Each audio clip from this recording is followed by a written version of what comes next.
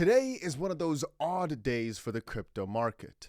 On the one hand, we've got companies like Ripple making absolute waves with crazy announcements all around.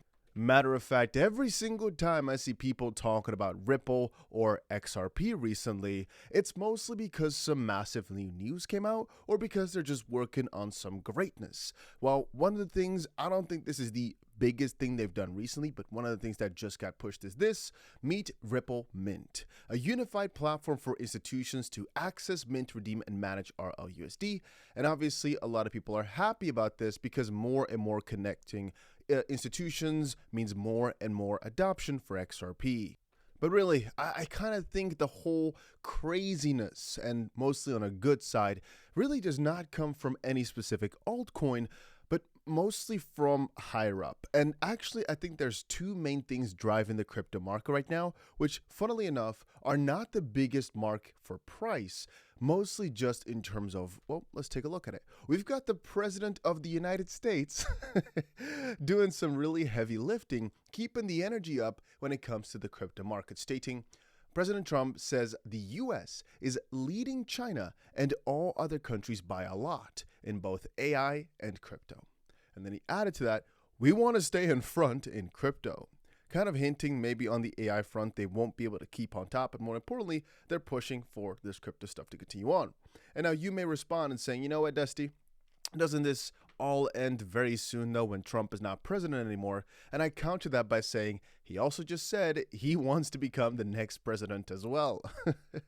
Oh. Now, I mean, crazier things have happened. If you're looking at, for example, Google right now, you can see that the chart kind of looks like it's a freaking meme coin recently. Why? Well, because the market's just moving this much on such a massive stock. It's insane. And Unusual Will says this is not a meme stock. Matter of fact, it's Google, one of the most valuable companies in the world. It is down nearly 7% today after earnings. It is down more than 13% this week. It has lost billions in market cap, which is really interesting to watch. And many have stated that all of that is really happening because the AI world is growing so massively, but in a very concentrated manner, mostly because when you look at the rise of companies like Anthropic, it just leaves kind of no room for anything else because they're just growing so freaking fast. It's the fastest growth of any company really we've ever seen in Silicon Valley. But as I stated before, theoretically speaking, all this AI massive growth should eventually kind of be a good thing for crypto because all these agents will most likely be using tokenized things unless the banks adopt quickly enough, but banks are slow. And all these crypto projects, neobanks, they've got the opportunity to really be ahead here. And obviously at the end of the day, unless these banks eventually will have these AI accounts, one of the easier ways to let them pay around and, well, not really mess up is through crypto related things. Mostly because, well, if you have to KYC for every single thing, but you want to let your robot, your AI, your agent do the work for you, well, that would be kind of cumbersome with actual traditional banking payments. But with crypto, no questions, at least in most countries. All right, there's a couple other things that just happened. I'm not sure if I've got everything in this little list here, but you can see one on the side here. BitMEX, one of the most known crypto exchanges really ever. It's my first major crypto exchange really that I lost a lot of money on, that we used to trade on so much back in the days, is eventually going to be shutting itself down September 23rd, so in a couple of months. I could have actually just made a whole video about this as this launched 12 years ago, something like that, was really the start for many of my friends and many of the people I know the longest in the crypto market where they all started. It's basically the ground where everything really began when it comes to crypto degeneracy, I always find it.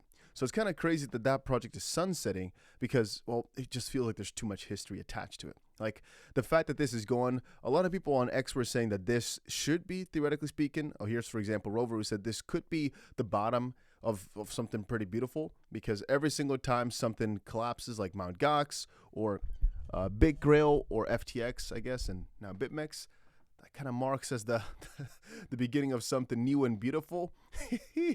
Well, all I can tell you is a lot has changed over the past couple of years. I look at the rallies. Every single time another major exchange crashed or went away. Now, this one is not actually as bad, even though I, theoretically speaking, kind of should have started the video by saying a massive exchange is shutting down because it's literally my favorite exchange I've ever used, worth billions upon billions of dollars. Arthur Hayes was the freaking GOAT. kind of still is to some extent. And I just find it odd to see they're actually shutting down. Here's the Bybit CEO talking about it. Here's the Binance CEO talking about it. Everybody's giving their 2 cents because it's just that wild of a situation. But there's a couple more things that happened, so we need to keep going. So first of all, a massive new hack happened, crypto-related, and that actually happened to the Robinhood CEO, 𝗓𝗏. So we all know him as being the CEO of Robinhood, very well-known figure, very influential. And the long story short about the situation is they promoted a shitcoin, and it actually got a couple $1 million in terms of buys. It kind of now got lost in the sauce because I kind of scrolled away. I refreshed the page right here. I had it open before. But let's just say that, well, it definitely took in a lot of money because they, you know how those coins, how those scams work, right? Where they hack an account, all of a sudden they promote some new coin, their own coin really. Everybody starts buying in. Basically, everybody knows it's not good, but still people like to try. Anyway, I keep it up here because there's just so much to cover. You can see right here, time for a little snack, like time for a little taco. Why? Well, take a look. The NASDAQ 100 extends losses to over minus 2.5% on the day as the Iran war escalates and technology stocks drop on earning results. Yeah, a lot in tech has been going down. Matter of fact, the S&P has now already erased 900 billion in market cap today. And on that specific note, let me see if I can still find it in this little scroll here. Yeah, you can see right here, Brent crude also all of a sudden today, because of the war in the Middle East, went over $100 yet again, up 65% since the start of the year.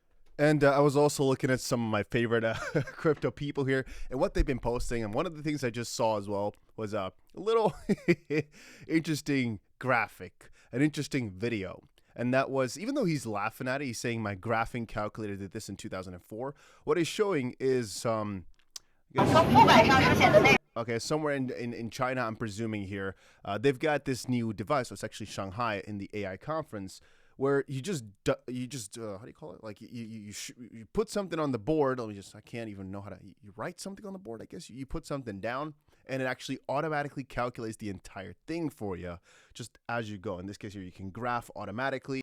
Just the whole concept is cool. Now, obviously, if you used to draw into your graphing calculator or put in a formula, it of course could draw the entire thing. But that makes me remember, right? I just quickly grab a little, for fun, a little notepad here. Here's just some random ass calculations I used to all have to do.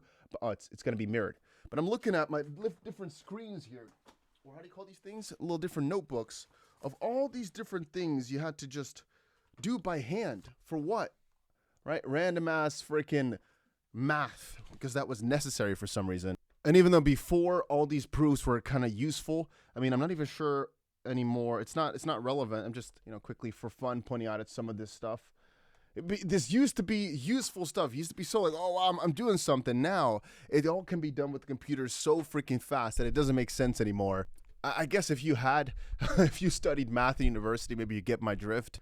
Or if you study computer science or data science, maybe you get where I'm coming from here. So much freaking effort, and I really think most of it is going to be obsolete really soon. And actually, that entire thesis kind of applies to computer science as a concept. And really, when it comes to many jobs, even though really a lot of jobs are still going to be super useful, and the phasing out of them is going to take such a long time, I can even see just making videos behind a screen being something that I would still appreciate. Really, I like to watch just real humans talk about something, put their life and emotion into it rather than just a soulless piece of AI. But on the opposite side, you just can't outcompete. You just can't level with the sheer size, the sheer distribution possibilities that some AIs and people using AI in that sense will have. There's a lot of friends of mine already who are just switching their entire channel over to AI, not talking about AI, just not being them anymore, have the entire script with AI, have their face with AI, the voice with AI, and I just see, damn, so much is changing. But then when it comes to my investments, I kind of also base them on the fact that I see a lot of that happening, and that's why when people say, oh, but it's a big boom, this whole AI stuff, I keep reverting back and saying, you know what, if we're looking back at Trump and the way they're stating that the US is doing so freaking good, but China's kind of keeping up, and we're seeing the valuations go absolutely crazy. And it's a bit crazy how NVIDIA is paying money to Anthropic, which is paying money to Google, which is paying money to Oracle, whatever. It's like all these little circles that are going on. On the opposite side, it also does make sense because it's literally the biggest advancement, the biggest change in our lives that for the foreseeable future we will ever see.